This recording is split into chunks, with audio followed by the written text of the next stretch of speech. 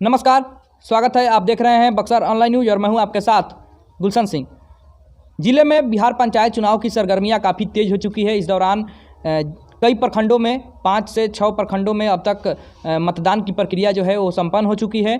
वहीं सिमरी प्रखंड जो कि अभी रह गया है चुनाव कराने को लेकर के, तो वहाँ पर सिमरी प्रखंड में भी प्रचार प्रसार का जो दौर है, जितने भी प्रत्याशी हैं वो काफ़ी तेज़ कर दिए हैं, सरगर्मियाँ काफ़ी तेज़ हो गई है। इस दौरान हम लोग भी लगातार पंचायत चुनाव का कवरेज कर रहे हैं और प्रत्याशियों से मिल रहे हैं, उनकी क्या एजेंडा है, क्या उनके मुद्दे हैं, साथ ही जनता किस आधार पर इस बार चुनाव में मतदान करने वाली है, इन सभी बिंदुओं पर हम लोग चर्चा कर रहे हैं, गांव-गांव जा रहे हैं। इसी कड़ी में आज हम लोग पहुंचे हुए हैं सिमरी प्रखंड क्षेत्र के खराहाटांड़ पंचायत के अंतर्गत, और यहाँ पर हमारे साथ बातचीत करने के लिए मौजूद हैं राम नारायण कुमार, जो कि मुखिया प्रत्याशी हैं। इनको लोग जो हैं राजेश रंजन यादव के रूप में नाम से जानते हैं, और ये आपको बता दें कि ये एक युवा चेहरा हैं, युवा प्रत्याशी हैं मुखिया पद को लेकर के। और इनके द्वारा, जैसे कि हमको जानकारी मिला कि इनके द्वारा विगत कई वर्षों से लगातार समाज में अपना योगदान दिया जाता रहा है, सामाजिक कार्यों में ये बढ़ चढ़ के हिस्सा लेते रहे हैं। साथ ही यहाँ के लोगों ने बताया कि शिक्षा के क्षेत्र में काफ़ी बड़ा योगदान इन्होंने दिया है, और जो ग्रामीण इलाके के बच्चे हैं उनको शिक्षा से जोड़ने के लिए इन्होंने काफ़ी कुछ मेहनत किया है, काफ़ी कुछ प्रयास किया है। तो अब इस बार ये जो हैं राजेश रंजन यादव चुनावी मैदान में मुखिया पद के उम्मीदवार के रूप में उतरे हुए हैं। तो आइए जानते हैं इनसे कि क्या क्या इनके पास विजन है, क्या मुद्दे हैं, और किस आधार पर चुनाव में ये लोगों को अपने पक्ष में करने वाले हैं। तो सबसे पहले तो हम आपको अपने चैनल में स्वागत करते हैं। गुलशन जी, आपको भी बहुत बहुत धन्यवाद। आपके चैनल बक्सर ऑनलाइन न्यूज, इस चैनल के माध्यम से हम अपने ग्रामीण जनता, आज जितने भी छठ व्रत की हुई महिलाएं हैं या पुरुष हैं, उनको इस लोक पर्व महापर्व छठ की हम हार्दिक शुभकामनाएं आपके चैनल के माध्यम से बधाई देते हैं जी। अच्छा राजेश जी, जैसा कि हमें जानकारी मिली कि आप शिक्षा के क्षेत्र में काफ़ी कुछ मेहनत किए हैं, कार्य किए हैं, तो फिर चुनाव में उतरने का उद्देश्य आपका क्या है? देखिए, हमारा चुनाव में उतरने का मुख्य उद्देश्य यही है कि हम 4 साल से लगातार पंचायत में लगे हुए हैं। हमें कुछ ये दिखाई दिया कि जितने भी ग्रामीण जनता है उनको कोई भी कार्य कराना पड़ता है तो वो डायरेक्ट मुखिया जी के द्वार पर जाके उनको हाजिरी लगाना पड़ता है, जो कि हमको ये पसंद नहीं आया। क्योंकि मुखिया ग्रामीण जनता ने बनाया है उनको अपने दरवाजे पर बुलाने के लिए, कोई भी कार्य हो, चाहे वो राशन की राशन, चाहे गली नली, कोई भी मुद्दा हो, मुखिया जी उनके द्वार पर आकर पूछेंगे कि आपको कौन सी समस्या है, ताकि निदान करने के लिए बनाया गया है मुखिया जी को। लेकिन ऐसा कोई कार्य नहीं हुआ विगत कई दिनों से। ये हम नहीं बोल रहे हैं, आप जनता के माध्यम से अगर पूछना चाहेंगे तो किसी से पूछ लीजिएगा कि ऐसा कार्य नहीं हुआ है। उसी को हमको धरातल पर लाना है और करके दिखाना है कि नहीं, ऐसा भी पंचायत में कार्य होता है। मतलब जो स्थितियाँ बनी हुई है कि जो जनप्रतिनिधि चुने जाते हैं खराहाटांड़ पंचायत से, तो जनता उनके दरवाजे पर जा कर के और लाइन लगाती है, तो उस जो वो एक धारणा है उसको आप खत्म करना चाहते हैं? जी, नियम को खत्म उस नियम को खत्म करना है। इसी के उद्देश्य से आप चुनाव मैदान में उतरे हैं। अच्छा, क्या क्या आपके पास विजन है पंचायत को लेकर के, क्या सोच है आपके पास? देखिए, हमारा सबसे मुख्य मुद्दा है, प्रथम मुद्दा शिक्षा, जो कि इस शिक्षा के मुद्दा पर हम आज विगत 4 साल से कार्य कर रहे हैं। हमारे एक मित्र आज जो इस दुनिया में नहीं है, इंजीनियर गुरु अनुपम ओझा, उनके एक नाम पर मैं संस्थान चलाता हूँ। उस संस्थान के माध्यम से जितने भी हमारे ग्राम के बच्चे हैं, मैट्रिक और इंटर के प्रथम, सेकंड और तृतीय स्थान लाते हैं, मैं उनको पुरस्कृत करके उनका मनोबल ऊंचा करने का कार्य ये करता हूं कि ताकि वो बच्चे जो आज प्रथम, द्वितीय एवं तृतीय स्थान लाए हैं, उनको देखकर पीछे के जो बच्चे हैं वो भी आगे ऐसा प्रयास करें कि हम भी उस स्थान पर पहुँचें। इसलिए कि ये हमारे मित्र अनुपम ओझा जी का ये लक्ष्य था, हम लोग का सोच था। हमारी धारणाएं अलग थी, हमारी पार्टी अलग थी, लेकिन हम लोग का सोच एक था गांव के प्रति। हमारा सोच ये है कि देखिए, क्या बोलते हैं, कंप्यूटर संस्थान हम लोग का खोलने का एक लक्ष्य था, एक ट्रस्ट के माध्यम से। उस कार्य पर वो लगे हुए थे, लेकिन भगवान उनको इस दुनिया में नहीं रखे, लेकिन वो कार्य नहीं कर पाए। उस कार्य को हमको पूरा करना है, चाहे जैसे भी हो, हम जीते या ना जीते, उस कार्य को हमको करना है। एक कार्य हम कर चुके हैं, उनके नाम का जो उनका उद्देश्य था, एक कार्य हम कर चुके हैं। एक और हमको कार्य करना है। हम लोग का एक सोच था कि जितने भी हमारे ग्राम के शिक्षित अशिक्षित व्यक्ति हैं, मान लीजिए कि उनका बच्चा सोच रखता है कि नहीं हमको इस संस्थान में पढ़ना है, लेकिन उस संस्थान में पढ़ने नामांकन पाने के लिए तैयारी करने की ज़रूरत है, लेकिन वो तैयारी उनको इस ग्रामीण परिवेश में नहीं मिल पा रहा है। लेकिन उसी को हमको इस धरातल पर लाकर ये दिखाना है कि नहीं, ग्रामीण परिवेश में भी ऐसा संस्थान चलाया जा सकता है। उसको करने के लिए हम लोग 100 बच्चे पूरे अपने ग्राम के घर घर जाकर चयन करना है कि कौन सा बच्चा को अगर हम ये तैयारी करवाते हैं उसके अंदर क्या काबिलियत है, उस काबिलियत को परखना है। और नवोदय, नेत्रहाट, सैनिक स्कूल, मिलिट्री स्कूल, ये सब तैयारी करने के लिए मैं अपने निजी फंड से अपने भाई के नाम पर, इंजीनियर गुरु अनुपम महजा के नाम पर इस कार्य को करने के लिए मैं संकल्पित हूँ और उस कार्य को करना है एकदम, या हमारी जीत हो या ना हो। अच्छा राजेश जी, आप जैसा कि आप बता रहे हैं कि शिक्षा के क्षेत्र में आपने काम किया है, तो अपने सामाजिक जीवन में शिक्षा के अलावा और कौन कौन से उत्कृष्ट कार्य आप समाज के लिए किए हैं, इसको भी आपसे हमने बहुत सारे ऐसे कार्य किए हैं, लेकिन मैं गुप्त दान करता हूँ। जैसे प्रत्येक साल 2 बच्चियों का मैं शादी अगर होता है, उतना तो नहीं कर पाता हूँ, लेकिन मैं जितना हूँ मतलब मैंने अपने सौकाश बस, अपने समर्थाई बस मैं मदद करता हूँ। 5100 रुपये का 2 बच्चियों को मदद में करता हूँ। ये भी नहीं कि दिखावे के रूप में नहीं कि फ़ोटो खिंचवा लेना है, उनको दान करके फ़ोटो खिंचवाना है। मैं ऐसा कार्य आज तक नहीं किया हूँ। एक केवल वही किया हूँ जो शिक्षा वाला, इसलिए कि शिक्षा वाला मैं इसलिए दिखावा कहा जाए या दिखावा करता हूँ। कोई भी बोलेगा कि दिखावा करता है या करता हूँ, मेरा इसलिए दिखावा करना है कि ताकि उस बच्चे को देखकर जो मंच पर उसको बुलाकर मैं पुरस्कृत करता हूँ। एक हम लोग का छठियार महोत्सव आयोजन करते हैं कृष्ण भवन का जगसाला पर, उस महोत्सव में सारे बच्चों को मैं बुलाकर वहीं पर पुरस्कृत करता हूँ, ताकि सारे हमारे ग्राम के जो ग्रामवासी जुड़ते हैं वो देखें कि हमारा बच्चा भी इस पुरस्कार को पाने के लिए किस चीज़ की ज़रूरत है, वो शिक्षा है। इसलिए हम लोग शिक्षा पर ही मुख्य फोकस लगाए हुए हैं कि शिक्षा हम लोग करना है, शिक्षा दिलवाना है, चाहे जो भी जैसे भी दिलवाया जाए, वो उसमें गरीब अमीर को नहीं देखना है। अच्छा, आपके द्वारा जितने भी कार्य किए गए हैं, तो क्या लगता है जनता आपका कितना साथ देगी, क्योंकि आप चुनावी मैदान में एक प्रत्याशी के रूप में उतर गए हैं? देखिए, अब तक आपने जो कुछ भी किया है, क्या हमारे गांव में तो ऐसे सारे बहुत सारे मुद्दे हैं, गली नली। अब जनता कितना साथ देगी? देखिए, जनता तो हमें लग रहा है कि हमारे साथ जनता इस बार भरपूर समर्थन हमको दे रही है। हर वर्ग के लोगों को हमको साथ मिल रहा है।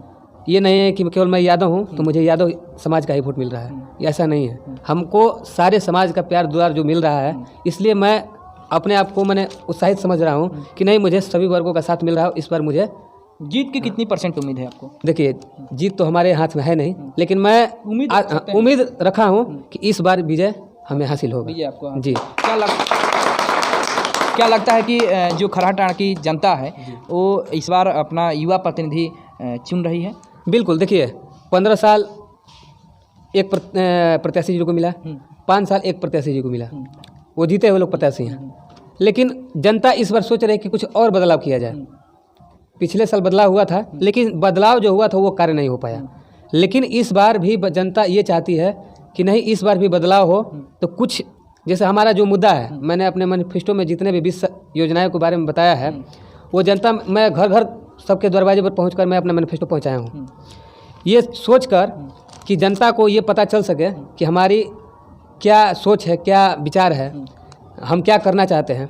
देखिए, गली नली, सड़क, राशन किरासन, ये तो सारे लोगों का योजना है, लेकिन उससे हट कर कुछ हम योजना दी है ताकि हर कोई को लाभ मिल सके।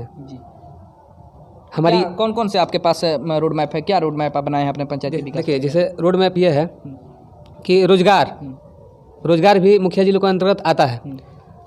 मान के चलिए कि मनरेगा तो है ही, 100 दिन एक श्रमिक को 100 दिन रोजगार देने का, ये तो भारत सरकार की तरफ से है, पंचायती राज के माध्यम से भी है। लेकिन उससे हट के एक योजना है, जैसे कि क्या बोलते हैं, मुर्गी पालन, मछली पालन, गौ पालन और बकरी पालन, ये मुखिया जी के अंतर्गत कार्य आता है। इसको भी हमको देना है। और कुछ हट के जो प्रधानमंत्री रोजगार योजना के तहत या मुख्यमंत्री रोजगार योजना के तहत कुछ कार्य आते हैं, MSME और भी सारी योजनाएं हैं, जैसे लघु उद्योग। उस लघु उद्योग के माध्यम से, जैसे उद्योग विभाग में अभी 144 योजनाएं चल रही हैं। उस योजनाओं का लाभ लेने के लिए कोई भी जाता है, फार्म भर देता है, उस योजनाओं का लाभ नहीं उठा पाता है। लेकिन हमें ये करना है, हमको किसी को भी जागरूक करना है कि ये योजना को आप लाभ उठा सकते हैं, आपके पास भारत सरकार के द्वारा आपको ये दिया जा रहा है, आप इस लाभ को उठाइएगा। तो आप अगर एक कार्य करते हैं तो उसमें 5 ऐसे जो बेरोजगार हैं उनको रोजगार मिलेगा। बहुत सारी ऐसी योजनाएं हैं, जैसे मान लीजिए कि बिंदी का, राखी का, ये महिलाओं का रोजगार है। लेकिन जैसे पुरुष हैं, पुरुष लोग के लिए रोजगार है, जैसे मुर्गी पालन है, मछली पालन है। मतलब रोजगार भी आपका एक प्राथमिक मुद्दा है। हाँ, प्राथमिक मुद्दा तो है, इसलिए कि किसी का ये ऐसा सोच नहीं है। रोजगार को आप ध्यान रखें, गांव स्तर पर आप रोजगार को मुहैया आप अपने चैनल के माध्यम से सभी का इंटरव्यू लिए होंगे। आपको पता होगा कि कितने प्रत्याशी जो जीते हुए थे या जीतने के प्रयास में जो लगे हुए थे, वो क्या आपको बताए होंगे, आप देखे होंगे। लेकिन हम लोग का ये मुद्दा आज से नहीं, 6 महीना से पहले से हम लोग का योजना चल रहा है। ऐसे 4 साल से हम लगे हुए हैं। 4 साल में हम जो अपने मैनिफेस्टो तो नहीं दिए थे, लेकिन कुछ शिक्षा मुद्दा था। लेकिन अभी फिर जो सारे मुद्दा है, उस मुद्दा पर हम लोग कार्य कर रहे हैं। अच्छा, पंचायतों के विकास पर एक तरफ जहां सरकार की तरफ से करोड़ों रुपए खर्च किए जा रहे हैं, वहीं पंचायत में यदि धरातल पर देखा जाए तो कुछ खास नज़र नहीं आता है विकास के रूप में।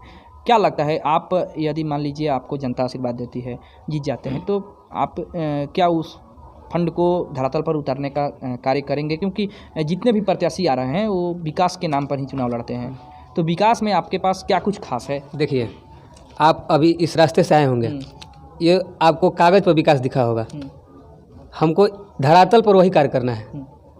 मान लीजिए कि गली नली का पैसा सारा उठ जाता है, उस कागज़ पर केवल होता है, धरातल पर नहीं आ पाता है। उसी को हम लोग को धरातल पर लाना है। न सरकार की योजनाओं को, सरकार को योजनाओं को हमारे मैनिफेस्टो में दिया हुआ है कि उसको पारदर्शिता लाना है आम सभा के माध्यम से। इसलिए सभा तो होता नहीं है। नहीं, हमारे यहाँ आम सभा नहीं हुआ है, आप जनता से पूछ सकते हैं। लेकिन सरकार का रोस्टर में साल में 4 आम सभा लगाना अनिवार्य है, लेकिन कभी भी नहीं लगाया गया। आप पूछ सकते हैं जनता से जाके। इसलिए कि आम सभा में सभी जानकारियाँ दी जाती हैं कि हमारे अंतर्गत अगर हम निर्वाचित होते हैं तो हमारे अंतर्गत कौन कौन सी योजनाएं आती हैं और किस योजनाओं को लागू करना है।